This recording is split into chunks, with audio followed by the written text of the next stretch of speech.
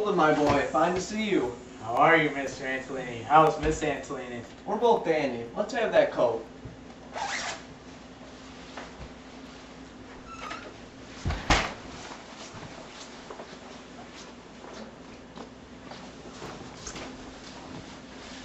You and Pensy are no longer one. What was the trouble? How'd you do in English?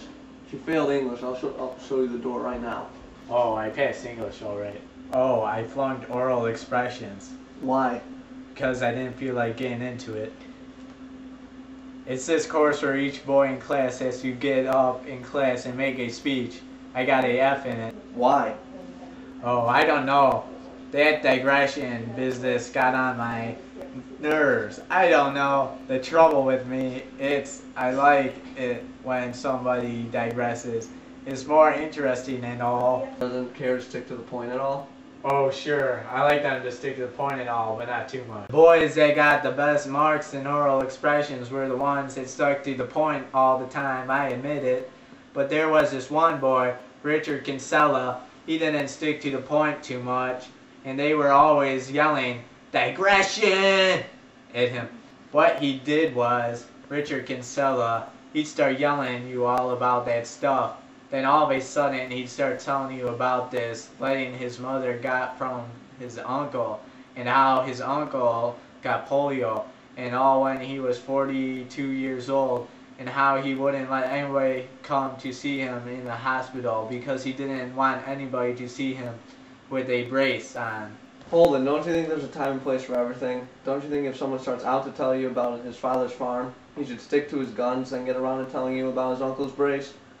Or, if his uncle's brace is such a provocative subject, shouldn't he have selected in the first place as his subject, not the farm? Yes, I don't know. I guess he should.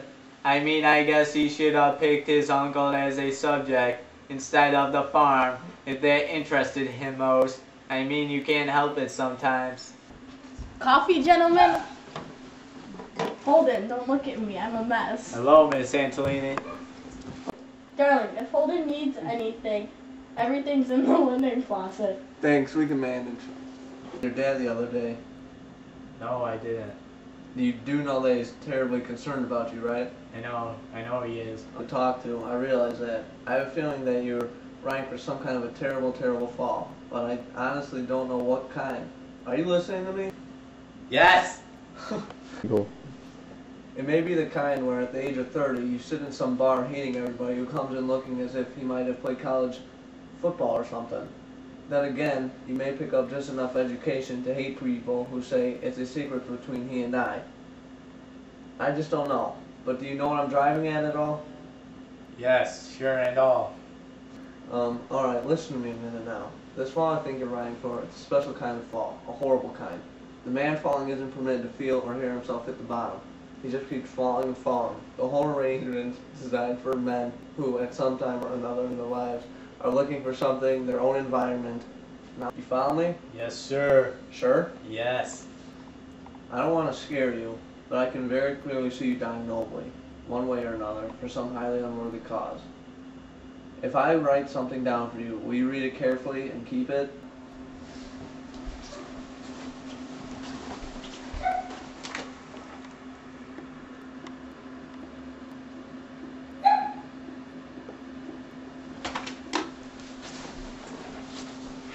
Oddly enough, this wasn't written by a practicing poet. It's written by a psychoanalyst named William Steckel. Are you still with me? Yes, sure I am. Serious. Here's what he said. The mark of the immature man is that he wants to die nobly for a cause, while the mark of the mature man is that he wants to live nobly for one. Okay. Cool.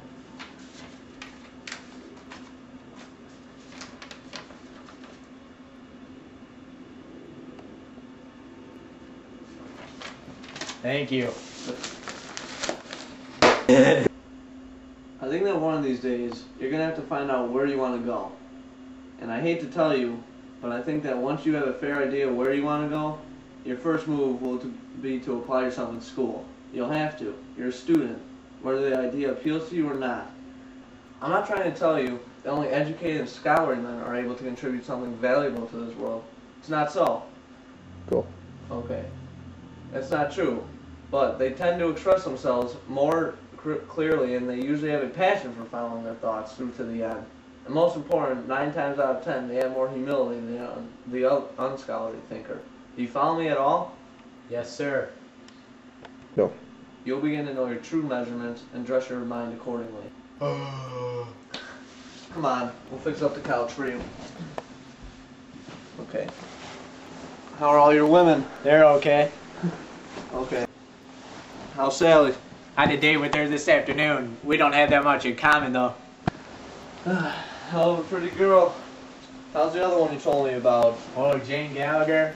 She's alright. I'm calling her tomorrow. You know where the bathroom is. If there's anything you want, just holler. I'll be in the kitchen for a while. No, heck no. Thanks a lot. Good night, handsome. Night. What the hell are you doing? Nothing. Just sitting here admiring. What are you doing anyway? Nothing. How about keeping your voice down? I have to go anyway. You have to go where? I left the bags at the station. They'll be there in the morning. Go to bed. I'm going to bed myself. What's the matter with you? Nothing's matter. All the money's in the bags. Alright. I'll be right back. I'm getting a cab. I'll be right back. Don't be ridiculous. Go to bed, Holmes. I'm going to bed myself. The money will be there in the morning. No, no kidding. I really gotta get going. You're a very strange boy. Okay. Go. I know it. Thanks a lot. No kidding. Listen. You grab your bags and scoot right back here. I'll leave the door unlatched. Thank you. Goodbye.